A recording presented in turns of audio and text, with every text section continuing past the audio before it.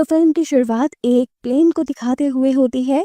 इस cargo plane में बहुत से जहरीले केमिकल्स थे जिन्हें आर्मी एक्सपेरिमेंट्स में यूज होना था, पर अब ये बेकाबू हो चुका है और तेजी से जमीन की तरफ बढ़ रहा है। जिस जगह ये गिरने वाला था उसका नाम रैकून वैली है, जहाँ पर हमें माइकल और उसकी वाइफ टेरी को दिखाया जाता है। माइकल 2 दिन के लिए शहर से बाहर जाने वाला था और जाने से पहले वो टेरी को अपना खास ख्याल रखने को कहता है, क्योंकि टेरी हम जैसे नहीं, उसे खास ख्याल रखने की जरूरत है क्योंकि ना तो वो सुन सकती है और ना ही बोल सकती है।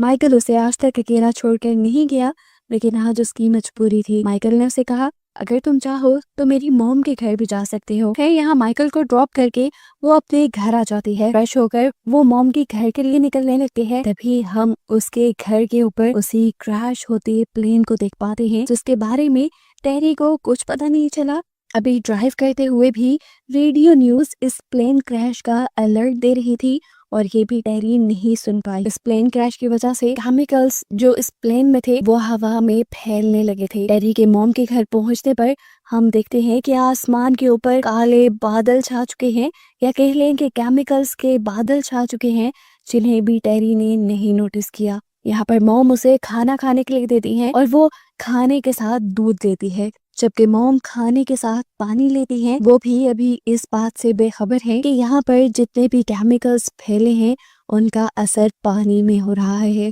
खाना खाने के बाद टेरी घर आ गई। वो जब घर के काम कर रही थी तो वहाँ पर सोसाइटी अलर्ट आया। ये गवर्नमेंट की तरफ से मैसेज था जिसमें बताया जा रहा था कि इस केमिकल प्लेन ब्लास्ट की वजह से रैकून वैली में इन्फेक्शन फैलने लगा था। इस इन्फेक्शन के सिम्टम्स क्या थे ये भी बताए जाते हैं और कहा जाता है कि जिनमें इन्फेक्शन के सिम्टम हैं वो घर में ही रहें, अपने आप को क्वारंटीन कर लें, और जो अभी तक ठीक है वो रैकून के एक स्कूल तक पहुंच जाए जहां से सबको रेस्क्यू कर लिया जाएगा। जिन लोगों में इन्फेक्शन थी उन लोगों के लिए बस इतना ही कहा गया था कि वो अलग रहें। उनको इलाज मिलेगा या नहीं इसकी गारंटी नहीं थी क्योंकि इलाज था ही नहीं। सब हेल्दी लोगों को तो आर्मी इस शहर से निकाल लेगी, लेकिन टेरी का क्या होगा जिसे सब के बारे में कुछ पता ही नहीं।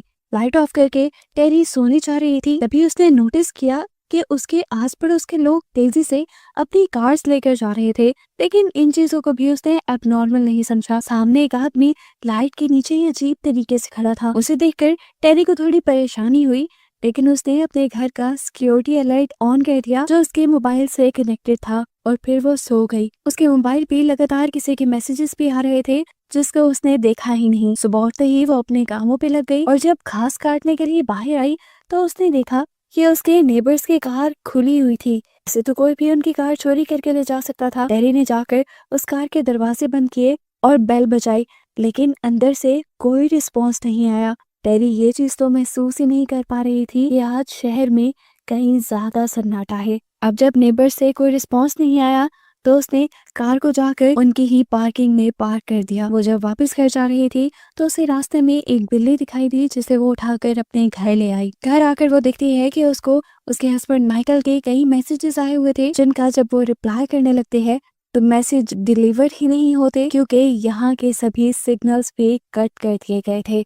लेकिन टेरी को लगा कि ये सब टेम्परेरी होगा। इसके बाद वो जिस बिल्ली को घर लेकर आई थी उसकी पिक्चर्स से पोस्टर बनाकर उसने पूरे शहर में लगाना शुरू कर दिए ताकि वो जिसकी भी हो टेरी से आकर वो ले जाए। इस टाइम टेरी को कोई गाड़ी कोई इंसान सड़क पे नहीं दिखा, लेकिन टेरी ने इस सब पे भी ध्यान नहीं दिया। घर आकर टेरी नहाने लगी और अचानक से पानी खत्म हो गया। उसने ज्यादा टेंशन नहीं ली। बचे कुछ पानी से उसने ब्रश किया और सोने के लिए लेट गई। अभी तक उसे ये नहीं पता कि पानी में भी इन्फेक्शन है। अभी वो सोने के लिए लेटी ही थी कि एकदम से उसके मोबाइल का सिक्योरिटी अलार्म बजा। उसे पता चला कि उसके गैरेज में कोई आया था। वो भागकर वहां गई और देखा कि उसका गैरेज खुला हुआ था जिसे उसने खुद लॉक किया था, लेकिन इस गैरेज के ताले को तोड़ा नहीं गया, खोला गया था। उसने पुलिस को कॉल करना चाहिए लेकिन सिग्नल्स नहीं थे।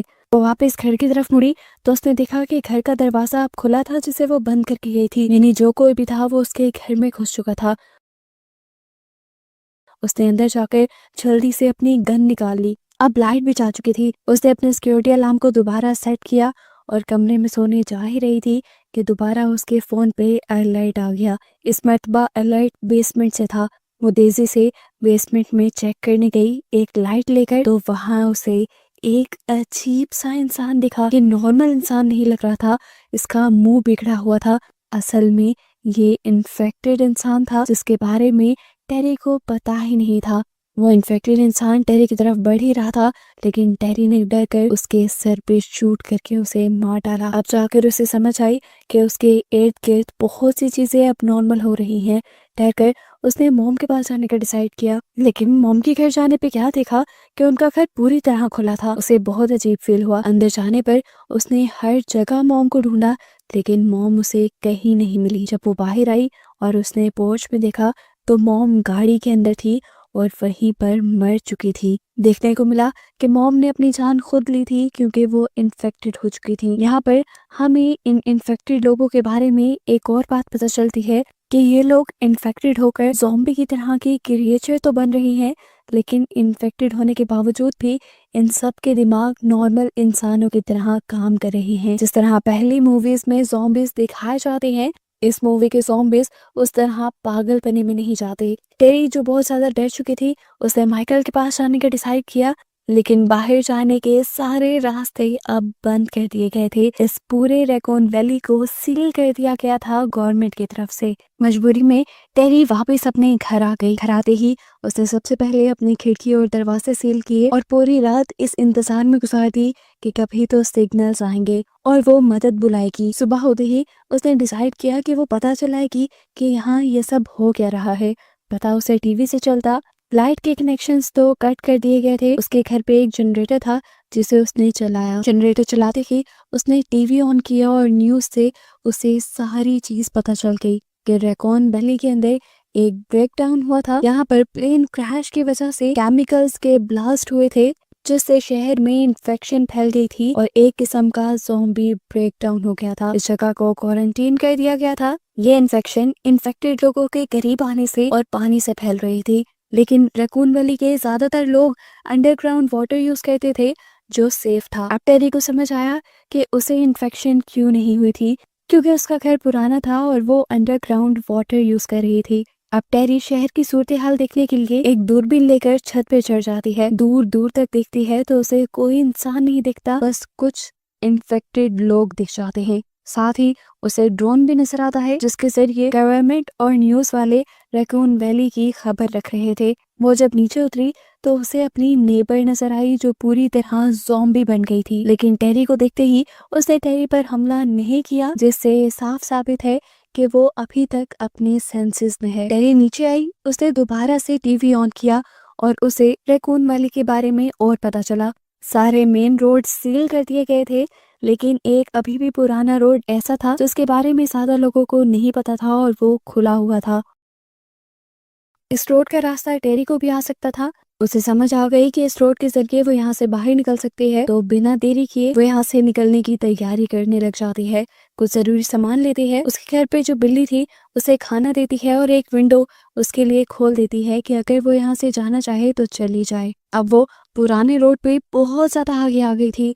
इस शहर से बाहर निकलने ही वाली थी, लेकिन उसकी बदकिस्मती कि फ्यूल खत्म हो गया। पीछे जाती तो फंस जाती, इसलिए उसने पैदल चलने का डिसाइड किया। चलते हुए वो एक फार्म हाउस तक पहुंच गई, जिसे देखकर उसने सुकून का सांस लिया। ये फार्म हाउस पहले के घरों की तरह खुला हुआ था। अंदर उसे कोई नहीं दिखा, तो वो नीचे स्टोरेज एरिया के अंदर चली गई, जहाँ पर उसे यहाँ का इन्फेक्टेड हुआ मालिक दिखा। वो उसकी तरफ बढ़ने ही वाला था, लेकिन टेरी ने अपनी जान बचाने के लिए अपने पास मौजूद गन से उसे शूट करके मार दिया और फिर वहाँ मौजूद डीजल की कैन लेकर अपनी गाड़ी की तरफ आ गई। वो तो इसे पेट्रोल समझ रही थी, लेकिन जब गाड़ी में डालने लगी तब उसे पता चला कि ये डीजल है। उसकी सारी उम्मीदें टूट गई थी। इस मर्तबा उसको बहुत ही बुरा झटका लगा था।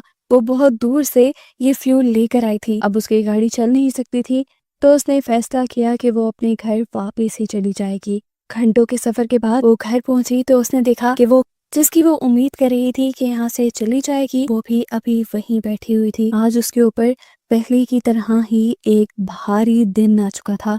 उसे अपनी बचपन की बातें याद आने लगी थी। ये जिंदगी उसकी कभी भी अच्छी रही ही नहीं थी। वो हमेशा से ऐसी नहीं थी। वो पहले बोलती भी थी, सुनती भी थी, लेकिन फिर एक कार क्रैश एक्सीडेंट में उसकी फैमिली उससे छिन गई। उसे बहुत बुरा सदमा लगा जिससे उसकी हेयरिंग सेंस चली गई। वो बोल तो सकती थी, लेकिन इस सदमे के बाद उसने बोलना भी छोड़ दिया। अभी वो पियानो के सामने ही बैठी हुई थी और उसकी फैमिली की आवाज़ें और पुरानी यादें उसके दिमाग में गूंज रही थी। वो उदास बैठी ही थी कि उसे दोबारा टीवी लॉन्च से सिक्योरिटी अलर्ट आ गया। उसे लगा कि ये कोई इन्फेक्टेड ही होगा। अपने गन लेकर वो वहाँ गई तो उसने देखा कि यहाँ पर बहुत सारे सोल्जर्स आए हुए थे जो घर घर जाकर इन्फेक्टेड लोगों को ख़त्म कर रहे थे। लेकिन टेरी इन्फेक्टेड नहीं थी, इसीलिए टेरी को अब रेस्क्यू कर लिया जाता।